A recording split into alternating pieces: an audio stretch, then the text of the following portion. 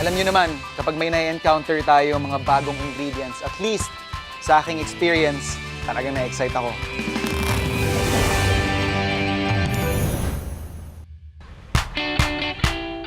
Ang bayan ng Paite, Laguna ay talagang espesyal sa akin. Dito kasi nakatira sina Nanay Yay at Amanap na talaga namang malapit sa puso ko. Lalo na dahil sa kakaibang food trip na nakaabang sa amin tuwing dinadalaw namin sila rito. Kaya naman, hindi ko naiwasang baunin sa food adventure namin sa The Pink Farm ang ilan sa mga paborito kong pagkain na nagpapaalala sa akin ng Paite. Madalas kapag bumibisita kami dito sa bayan ng Paite para kamustahin yung aming mga kaibigang si Amanap at si Nanay Yay, hindi mawawala sa mga inihahain sa amin ang okoy. So ito, meron tayong fresh krill o ito yung maliliit na hipon na ginagawang alamang. Meron tayong cornstarch and kaunting all-purpose flour. Paghahaluin lang natin. So basically yung ratio na ginamit ko dito is mas marami yung cornstarch. So 1 part ng all-purpose flour, 3 parts ng ating cornstarch. For the reason na mas malutong ito ng mas matagal na panahon. Kumbaga kasi pag all-purpose flour lang yung ginamit ninyo ng mas marami yung portion na yon, mas madali itong kumunat. Whereas pag mas malamang yung cornstarch, kahit siguro mga at least 30 minutes to an hour or kahit buong araw nga minsan, malutong pa rin siya. So season lang natin siya ng salt and pepper. So mix lang natin yung ating dry ingredients and yung ating water. Pwede kayo actually maglagay din ng itlog.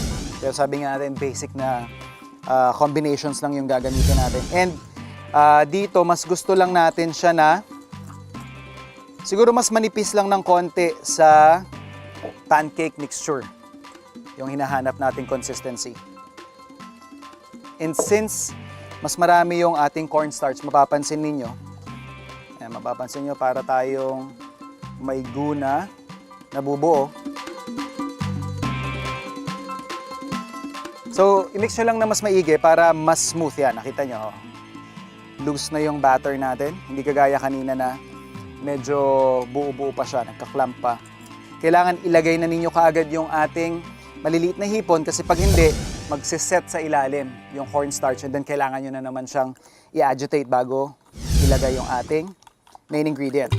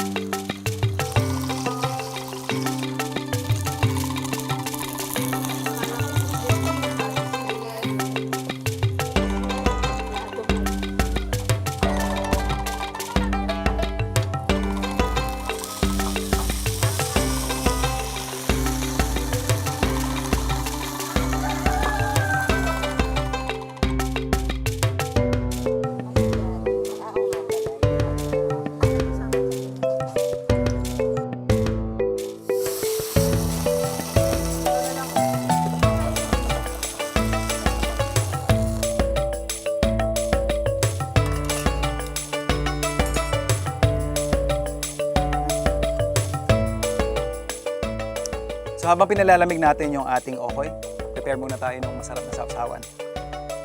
Simple lang, bawang at sili. Kung mas trip naman ninyo na walang anghang, or pwede rin kayong gumamit actually ng kahit sibuyas or luya, or actually kahit pipino. Or kung gusto nyo talagang may lasa, ginagawa ko minsan, yung katas ng atsara, hinahaluan ko ng konti pang suka, and then yung ginagawa kong dip. Hindi lang sa okoy, but sa iba pang mga pwedeng isawsaw. So, lagyan lang natin siya ng a bit generous amount of sugar after ng ating salt. And then, shake lang.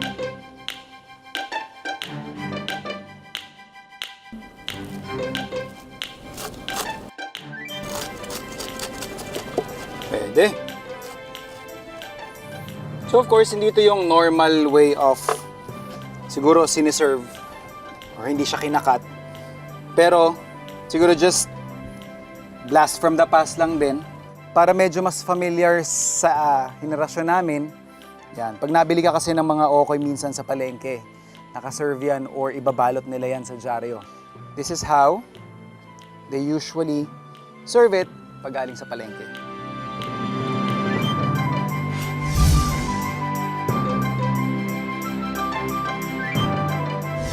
Bago natin ihalo sa kanin, taste test muna.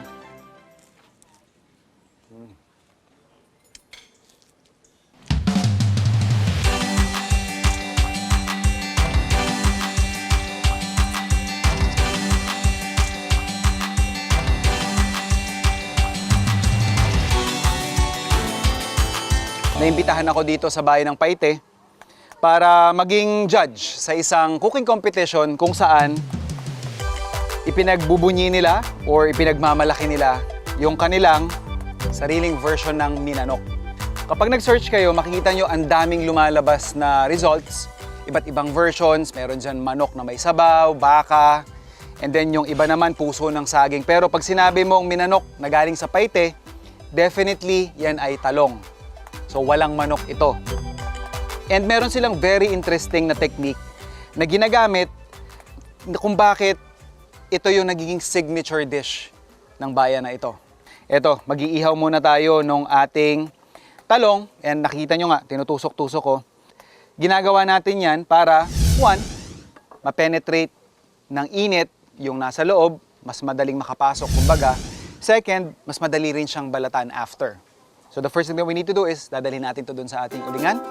And pagbalik natin, kukuha rin tayo ng uling para gawin yung technique na uniquely dito sa Paite.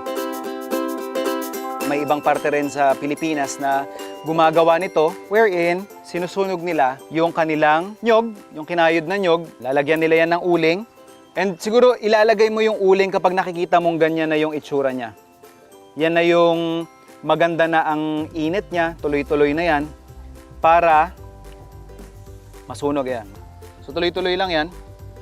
Actually yan, kagaya ng Bicol, meron sa Quezon, may gumagawa rin ito. And definitely sa Mindanao, yung mga kapatid nating tausog. So this is something na uniquely Filipino.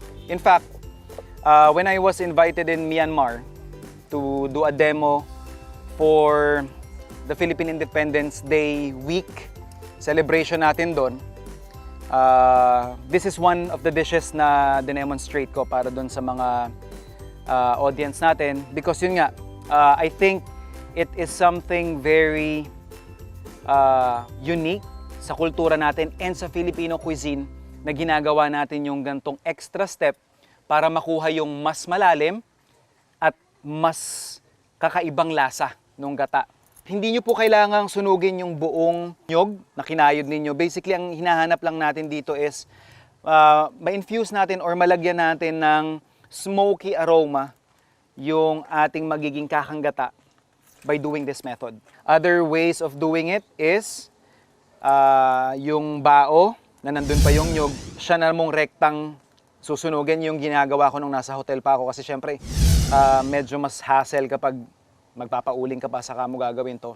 So susunugin ko na yung nyog mismo, saka ko i-blender.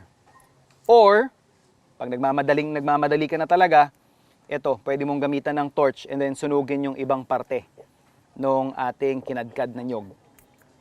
Hintayin lang natin to hanggang siguro mas ma-infuse pa siya ng mas marami pang uling and usok. So we have our, singe or sinunog na kinayod na nyog. Pipigaan lang natin mamaya yan para makuha yung kakanggata. And yung ating talong naman, nagsisteam na. Babalatan na lang natin yon. And bago natin gawin yung mga yon, isisingit ko lang itong, this is siguro one of the things na I added to this dish. Kasi traditionally, at least doon sa competition na ginudge ko before, napansin ko is, part ng garnish nila is raw onions. Kaya sinasabi kong siguro mas madali kong introduce sa iba kasi bihira naman yung talagang kumakain ng hilaw na sibuyas. So what I did is, when I started serving this sa mga restaurants na nahawakan ko before, I pickled yung ating onions. Pickling the onions would somehow tame or babawasan niya yung angas na meron yung sibuyas natin. And yung asim na meron dun sa pickle natin was a good contrast doon sa creaminess na binibigay ng ating kakanggata. So for me, it was a perfect combination. And we'll just set this aside habang prepare naman natin yung ating talong. Yan, nagtitickle na yung ating onions, yung ating namang talong, ready na rin siya, yung pinaka-sauce na lang natin. So for our kakanggata, siguro mga more or less mga 1 cup ng tubig. Alam ko hindi nyo naamoy ito pero lumalabas talaga yung aroma ng yung sinunog na nyog. So ito yung ating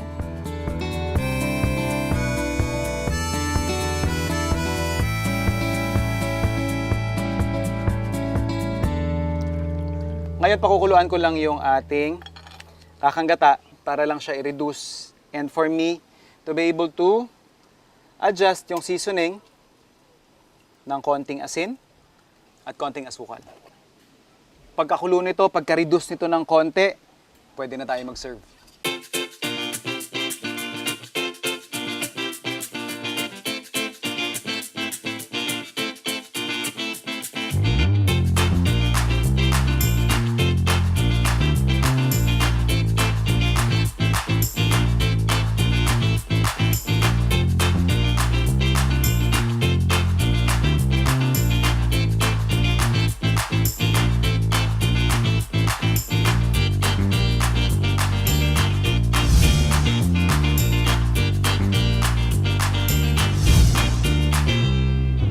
Ayan, laban.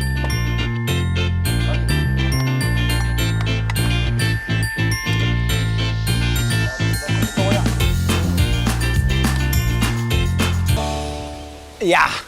1-0. Sarap to sa asin. Kainis.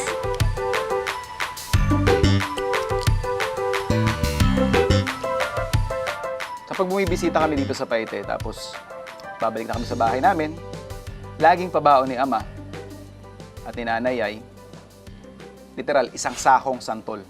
So, di ba, paano naman namin uubusin niya ng suka at asin lang? Siyempre, kailangan natin gawin yung isa sa mga paborito nating ulam kapag gantong panahon ng tagsantol, ang sinantulan.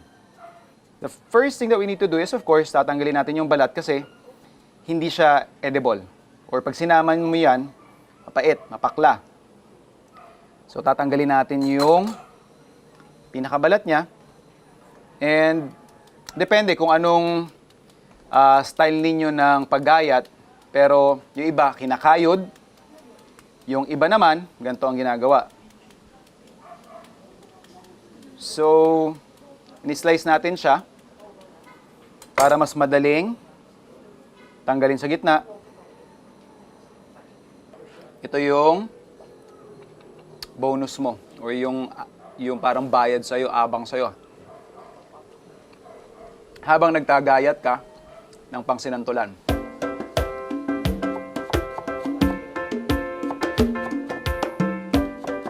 What you can also do is, kapag mag-handle ka nito, since yan medyo madagta siya, is magpahid ng mantika sa kamay mo.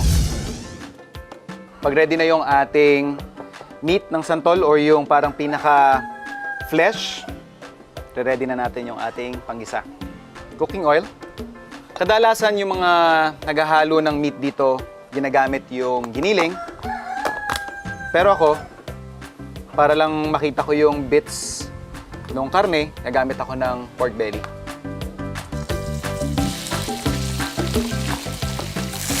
Then bago magkaroon ng kulay yung ating karne, lalagay ko na yung ating bawang. I think one of the essential components ng karamihan ng sinantulan recipes is yung pampalasa nating bagoong.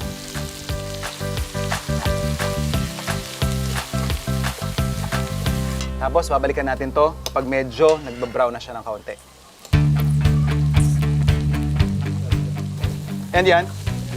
Medyo nagkakaroon na ng brown bits sa ilalim.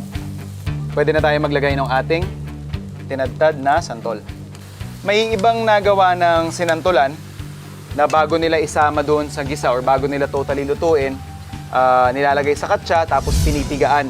Or yung iba naman nilalamas ng asin para daw matanggal yung excess na asim. But ako kasi, Personally, mas gusto ko yun na may contrast doon sa creaminess nung ating gata. And then, konting pantanggal umay na asim ng santol. And of course, to balance it out, we'll add some sugar. Then yung ating gata.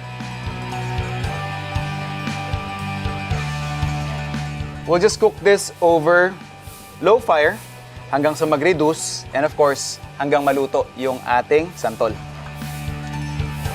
I'm very satisfied na doon sa itsura nung ating sinantulan. Lumalabas na rin yung ating mantika o nagmamantika na rin yung ating gata. This tells me, pwede na natin siyang i-plate.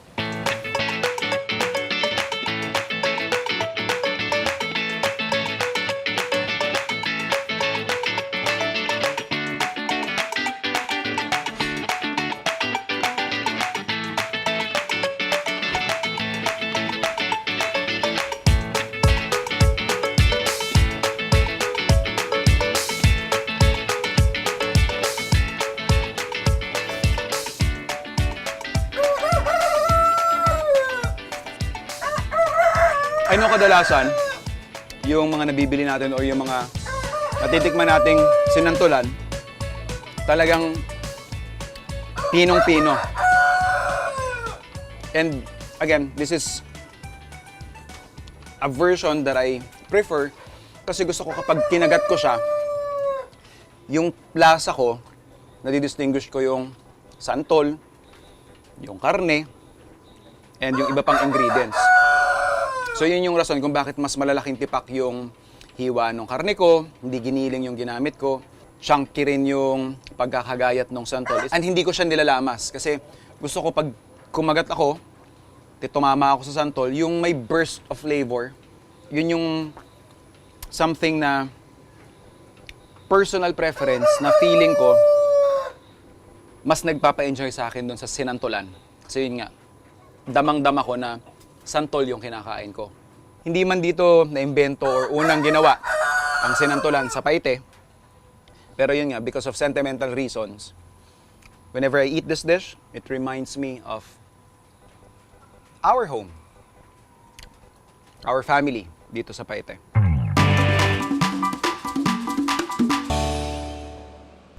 Hindi makukumpleto ang pagbisita mo sa Paite nang di nakikita ang mga gawang kamay pinakamahuhusay ng mga manlililok dito sa bansa.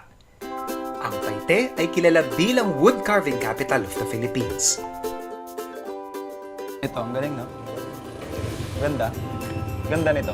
Kano kaya ito? Sana balang araw ma-afford ko to. Biruin nyo dun sa paglililok, nahuli nila yung mga parte, yung mga episodes ng mga buhay ko na may malalim akong connection. So, yun yung nabibigay niya sa akin. Sa isang pagbisita ko rito noon, nakilala ko ang isang talentadong manlililok na kaya ring bigyang hugis at anyo, ang Yelo. Papakilala ko sa inyo ngayon yung tropa ko na na-meet ko 2016, no? Isa siya dun sa pinakamagandang representative ng talent and resilience ng Filipino and mga taga-Paite. So papakitaan tayo ngayon ni Brother Nelson. Yung skill niya, yung expertise niya, na yun nga, nagre-represent sa bayan ng Paite. Anong titirahin natin ngayon, brother? Angel fish, chef. Angel fish. So, pang merienda natin to. So alam mo na yung merienda natin, ha? So sa isang mabilis na merienda, sakto dun sa tema ng ginagawa ni Brother Nelson, gawa tayo ng isang mabilis na saging con yelo. And yung saging natin, syempre, pakukuluan natin sa ating simple syrup. Simple syrup is basically sugar and water. Super simple, super dali lang gumawa ng minatamis na saging para dun sa ating saging con yelo. Literal, pinakamahirap na part lang dyan is aantayin mong mag-reduce yung ating pinakasabaw hanggang makuha natin yung medyo malapot na consistency.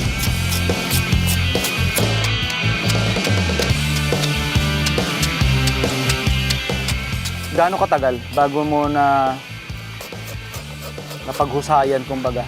Nagsimula ako sa Fruit carving. 13 years old. So ito na yung hinahanap kong consistency. Makikita nyo yung kulay nung saging natin. On the brownish side na rin. And yung sabaw nga niya, ayan. Medyo malapot na. Ayan, saktong-sakto na to kasi medyo may mga ilang minuto pa ako. Papatayin ko na yung apoy. Sakto palalamigin ko yung magiging merienda namin ni Brother Nelson.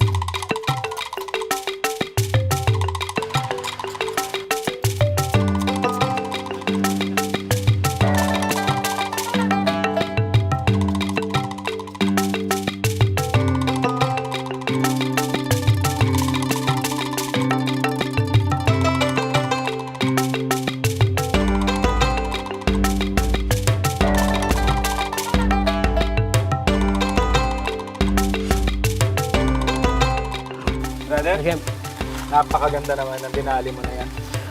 Kita nyo naman, ganda ng pagkakaukit. Sakto ba yung merienda natin? panalo, Chef. Tuloy ang food adventure dito sa The Pink Farm sa Paite, Laguna. Perfect na lugar ito sa mga naghahanap ng masarap na food trip habang ini-enjoy ang mga natural na mga biyaya ng kalikasan. Chef, pag umuulan dito tsaka pag may bagyo, since parang ang daming puno, hindi masyado kaming nasasalanta rito. So yan, kagaya niyan, hindi ninyo sinira kasi ang daming puno eh. Sa Oo. iba yan, normally, they would cut it down, Wala kaming itatayo tinumba. nila yung gusto. So ngayon, dahil nirespeto ninyo yung landscape, pag bumabagyo, nararamdaman ninyo yung Oo. impact niya. Yes, oo. Sa pag-iikot-ikot ko sa paligid ng farm, naipakilala sa akin ang isang lokal na pagkain. Ngayon ko lang matitikman at magagamit sa pagluluto, ang takway. First time ever.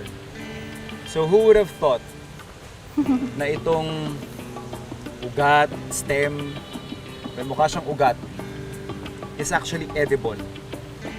In fact, nung nabanggit namin na maghahanap kami ng takway, si Kuya Toto, ang kasama namin dito sa Farm to Table, talaga namang galak na galak.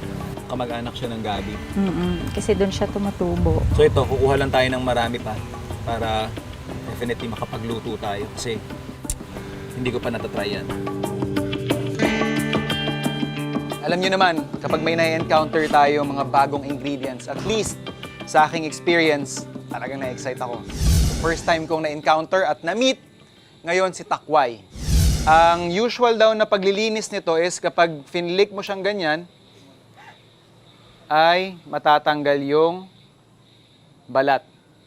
So yes, kailangan mo siyang tanggalan yan. Kumbaga gagawa ka ng extra step para ma-enjoy natin yung meat na nasa stem. What you can do is scrape off yung skin. Kung mapapansin nyo, nung natanggal ko yung manipis na parang balat, yung labas niya parang gabi. Pero yung loob, well, para siyang mas siksik na itsura ng stem ng gabi. Hindi siya kasing dulas or kasing lagkit ng gabi, pero sabi nila isa daw sa mga classic na putahe using takway is adobo. And ito, kung mapapansin ninyo, merong pagbabago doon sa labas ng ating takway. So para na siyang okra ngayon. Tingnan natin kung after maluto, pareho rin sila ng texture. This is very unique ingredient na ngayon ko lang talaga ma-experience lutuin and matitikman. So set aside lang natin to, prepare ko lang yung aking pang-garnish. This is optional of course. Gusto ko lang magkaroon ng contrast ng kulay doon sa plato natin mamaya pag serve na natin yung ating adobong takway. Alang tayo ng mantika.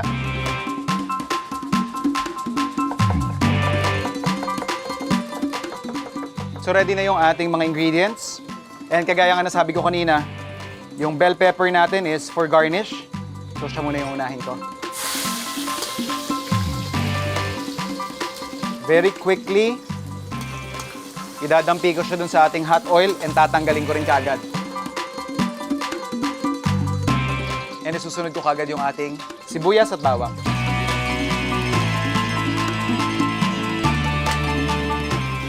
So medyo maganda na yung pagkakasangkot siya ng ating sibuyas at bawang. Bago ko ilagay yung ating takway, bubuuin ko muna yung pinaka-sauce ng ating adobo. So lalagay ko lang yung ating toyo at suka.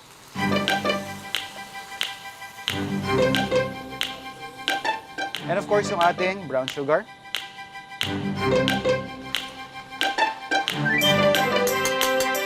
And itong pinaka-combination ng suka at toyo, pakakapalan ko lang gamit ang ating slurry. So ayan, medyo may body na yung ating sauce. Hindi pa siya ganun kakapal.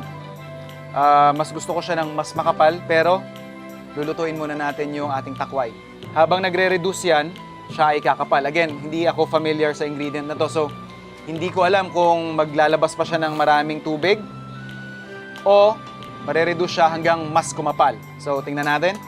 Balikan natin to pag malambot na and pwede na tayo mag-plate. Go, chef, tignan mo. Luto na to? Ganun talaga yung kanya, mahibla. So nagmi-meeting lang kami kasi sabi ko nga, 3 kaming kusinere dito, hindi rin namin siya kilala. Diba? Luto na po yung takway natin. Okay na po siya. Yan na po yung talagang... Consistency niya. Okay. So yan, meron ng approval doon sa ating mga eksperto. Tara na't mag-serve.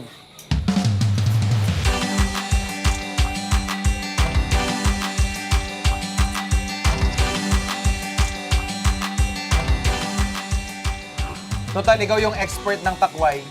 Husgahan mo yung pagkakadali ko. Masarap po siya.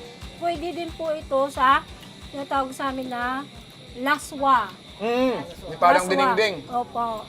Pwede Parang din po bulanglang. siya. Opo.